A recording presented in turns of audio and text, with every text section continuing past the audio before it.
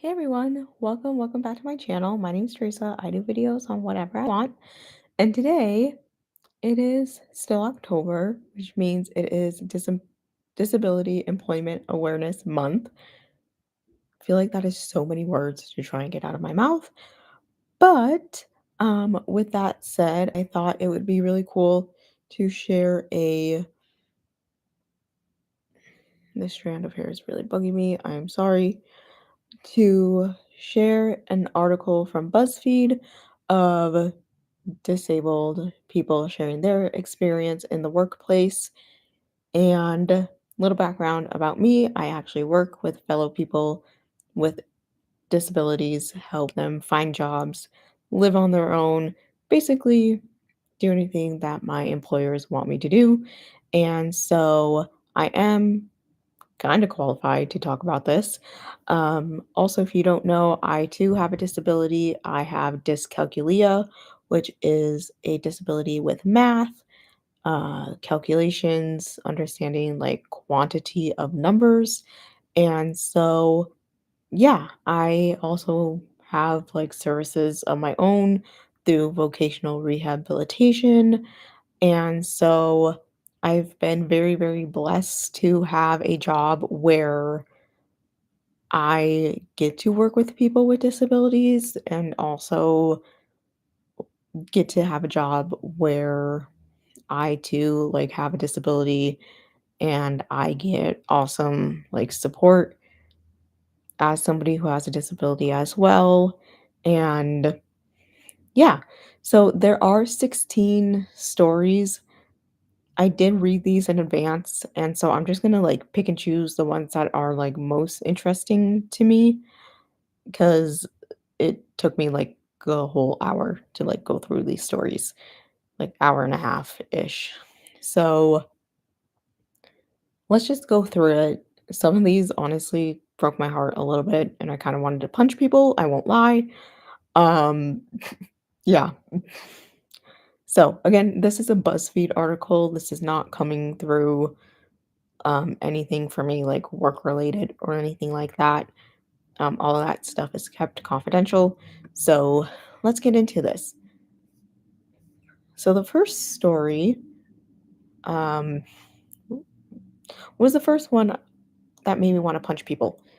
So it reads, I've dealt with an eating disorder, ED. I don't know if I can say that on YouTube, for decades. I now eat a special diet to help with PCOS. And work is a minefield.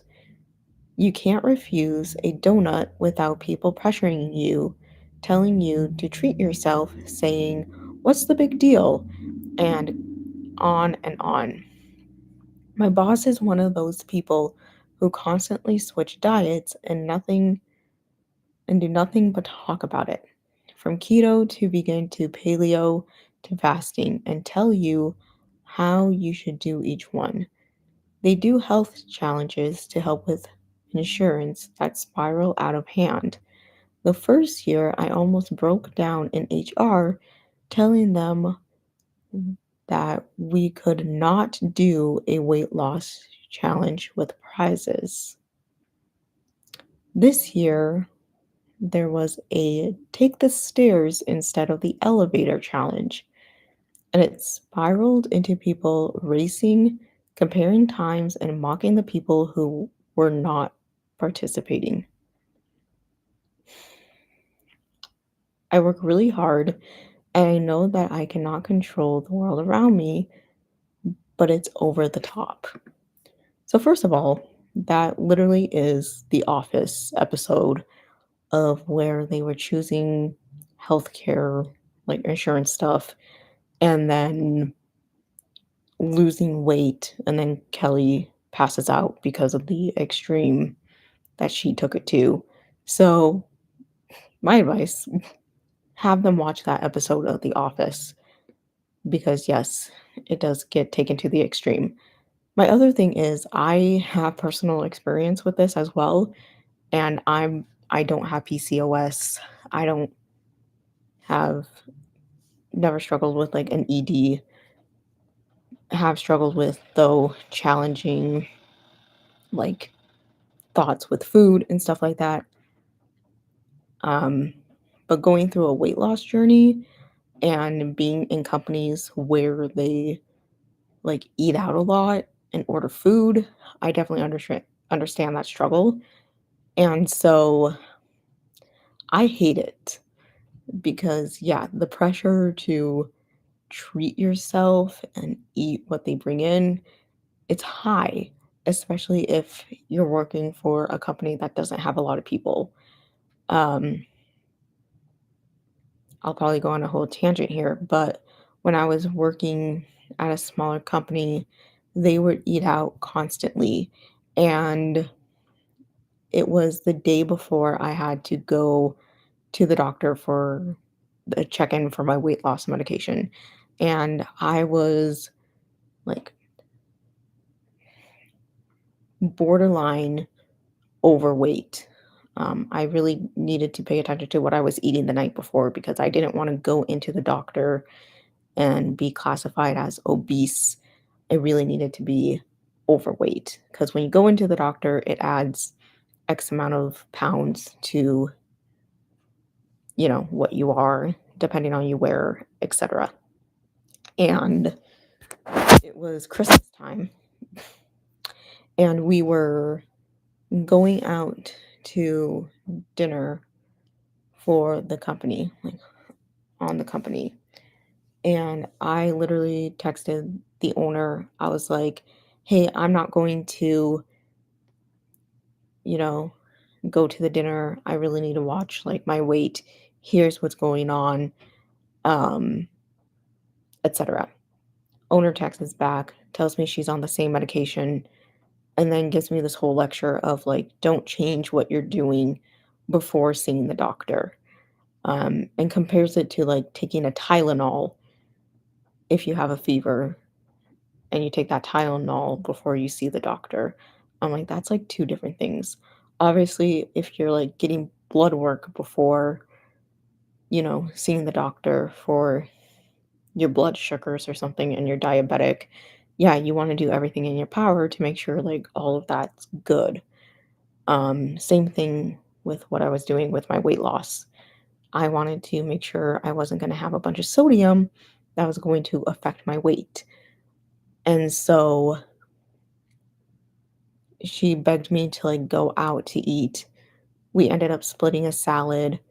Um, it all ended up being good. I ended up classifying as overweight, but the pressure to like eat out all the time with that company was a lot, especially because they ate out for everybody's birthdays. And when everybody's birthdays are like squished into like a little time frame, like we had a bunch of birthdays in December and then a bunch of birthdays literally up until like March or April. It's insane. And the thing is, like, you don't know when's the last time somebody treated themselves. And the issue was like my dad's birthday wasn't that long ago, so we went out to eat for my dad's birthday. So that's also part of the issue of like, well, you're going out to eat for, personal reasons of like maybe somebody else's birthday, and then so you just treated yourself there, and so you're not really doing it in moderation. So never pressure somebody to eat, you know, something. And I just hate when companies do it because also like you don't know the person's diet, what they're allergic to also. Um and like yeah, the company that I'm at, we kind of like order things often, but there's absolutely no pressure at all to eat what everybody has, um, which is really nice. The only hard thing is just eating out with clients, but especially when you have like PCOS attached to it, that's even more difficult because, yes, that is a disability, and you definitely need to be mindful with what you're eating and putting into your body. And there should be no shame attached to that. Um, Yeah, I'm so sorry, but the whole, like, prizes thing of, like, for insurance is just BS. Because again, like, what if somebody can't do that? Okay, I need to move on to the next thing. Let's see.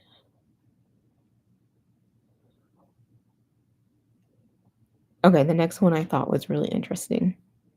Sorry, that's, like, a big, like, triggering thing for me because I totally get it, I've been there. Um, okay, firstly, call centers are the absolute worst place to work as is. I was recovering from breaking 3 limbs in multiple places. I had PTSD and ADHD. I had to get a doctor's note for everything that should have just been evident, and then they would try to bypass the note anyway. All I needed was a footrest and a keyboard tray to make it through the day. I also could not do overtime because it was too much on my body to sit at a desk that long, and I needed breaks every 2 hours. All of those are pretty normal things many people need and are not difficult to do. Well, they would sometimes let other people sit at my desk and and ex- expect me to work without accommodation, or else I wasn't a team player. They got mad at me for having a panic attack and accused me of faking it. They ended up doing an at will layoff on me, and I improved my life so much after I left there. My next job actually treated me like a human. I'm really sorry that happened to you. Um, like you said, all of that is normal things, and that's totally reasonable accommodations. And they could have totally granted you that, considering you brought in the doctor's notes. And yeah, that just really sucks. And the thing is, like, it's not an inconvenience for anybody else. So it's not like it's creating an undue hardship or anything because people can just like move it over if they're at your station. So that just sucks. And yeah, needing breaks and stuff, that's completely normal. And the thing is, like working at a desk job comes with risks. Sitting down all the time definitely puts strain on your body. Typing all the time, you hear about tunnel carpal tunnel syndrome, I believe it's called, or tunnel carpal syndrome, something like that. All the time, people getting that in their wrists because of desk jobs. Um, it's not good, on your eyes. There's a lot of risk involved with a desk job. So I'm glad you were able to get out of it.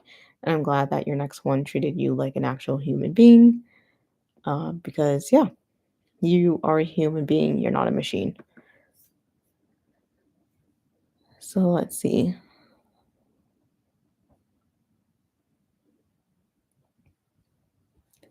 That one I think I'll skip.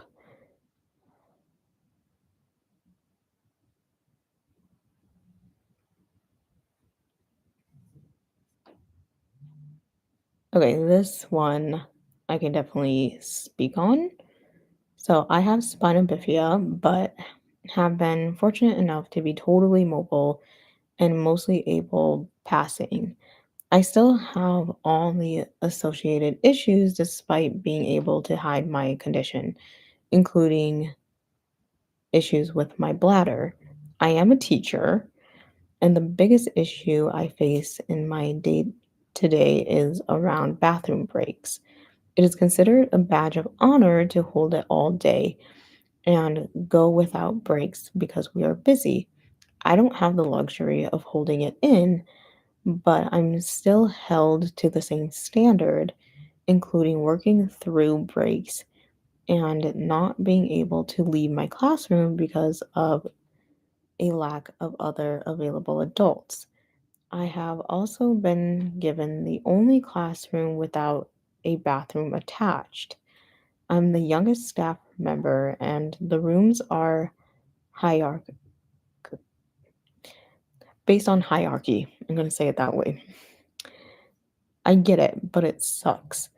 I don't feel like I can make a fuss because I wouldn't want to be seen as a troublemaker. Okay, so here's the thing. When your disability is causing bathroom issues, it's very important that you speak up and you get the accommodations that you need. Because I don't know in this if you are male or female. If you're female, especially, it's important that you get that accommodation because being female as is, you are already at increased risk of infections. But if you are female and you have spina bifida, you already know this, you are at double increased risk of infection. And when you have to go, you have to go. And so it is vital for your health that you have access to a bathroom. Um, and yes, I definitely know what it's like to be a teacher and to like wear that badge of honor to like hold it all day. I was a substitute teacher for a hot minute. And before I was a substitute teacher, when I was in school, my senior English teacher was like telling us once that as a teacher, like you really have to hold your bladder. And we all kind of like laughed at her, like, haha, like, I'm sure that's a joke. And then literally, I was substitute teaching, and like two times I had like an issue with my bladder, and I left a classroom second period, and I was teaching high school, and the kids were fine. They were reading, they were a very, very good group. And I was like, okay, are you guys good if I just go to the bathroom? And they're like, yeah, totally. I don't think we were supposed to leave with them. But I was like, I literally need to go to the bathroom. And I didn't know what the protocol was. I didn't know if I needed to like grab a teacher. The hard thing is like we didn't have anything to look at for like if somebody was on their break to like come in and just watch the students.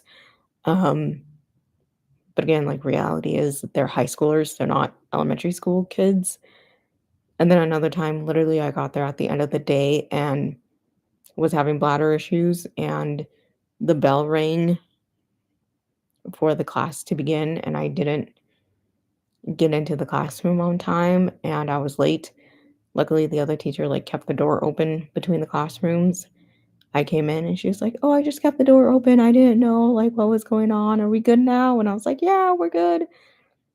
So, I mean, I totally get it, but it's very important for you to like make sure you have access to a bathroom because when you gotta go, like you gotta go. Um, and you should not just be like forcing yourself to hold it all day. Um, and that really goes for anybody. Like if you have a disability or not, like, do not force yourself to hold it all day. Especially I'm learning, like, if you have a job like mine where you are on the road, like going to one job location to another, and you're going, going, going, and like if you need to cut off a client and go to like the next client or something, but you need a bathroom break in between, cut them off and go. Like, find a gas station and go because ain't nobody getting an infection.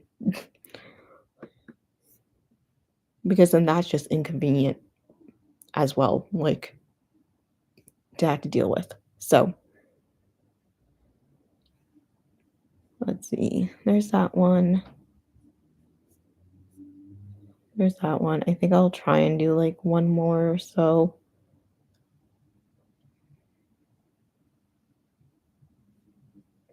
Because I'm already at, like, 20 minutes here because I ranted about that first one.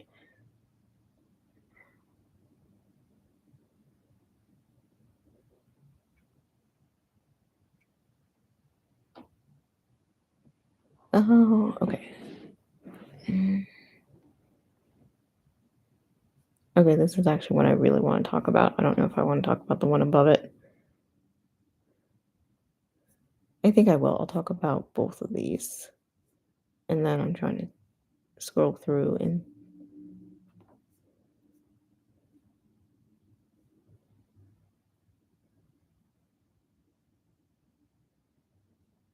see if there's anyone.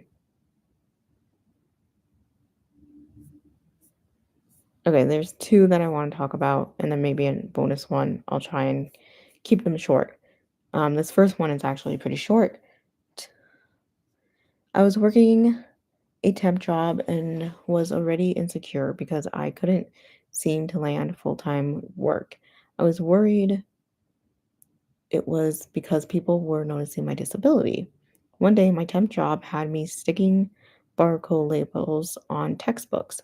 I couldn't move as quickly as an able bodied person and hadn't told them I had a disability.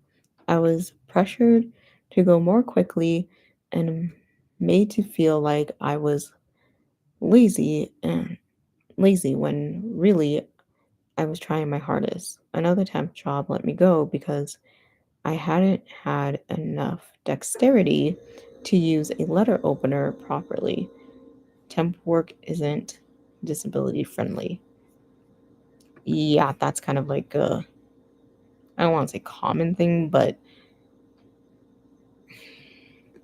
something that I see more often than not is like the ability to keep up in a fast paced environment. And so it's definitely important, I think, I guess, as like somebody with a disability to kind of note is if you can't like keep up in a fast paced environment, is to just be mindful of that. But if that's a job you really want to do, then again, I think it's important to disclose that to your boss and your manager, um, and see what accommodations can be made because it's still doable. There's ways around it and see what kind of accommodations can be made for that. Uh, yeah,